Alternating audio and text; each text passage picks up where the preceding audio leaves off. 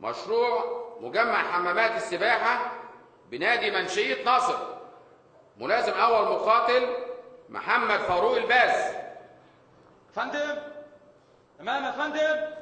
ملازم أول مقاتل محمد فاروق الباز، إدارة المياه، الضابط المشرف على مشروع إنشاء مجمع حمامات سباحة تدريبي للناشئين بنادي منشية ناصر.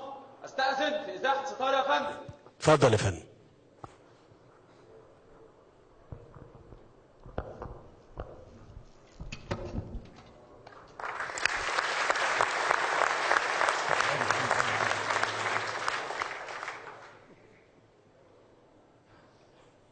يلا يا باشا، ادي تعالى.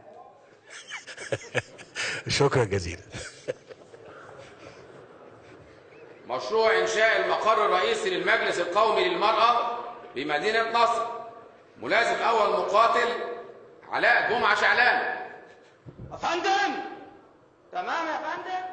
ملازم أول مقاتل علاء جمعة شعلان، إدارة الأشغال العسكرية، المشرف على تنفيذ مشروع المقر الدائم للمجلس القومي للمرأة. أستأذن في إزاحة الستار يا فندم. اتفضل يا فندم.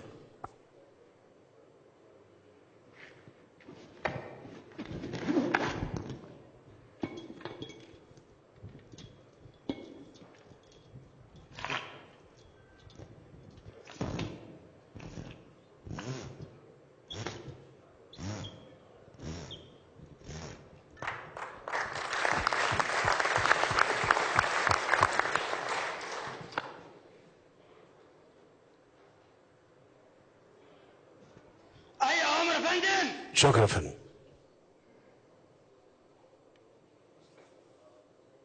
الظابط اللي فات محدش هيكلمه كامل. صحيح يعني.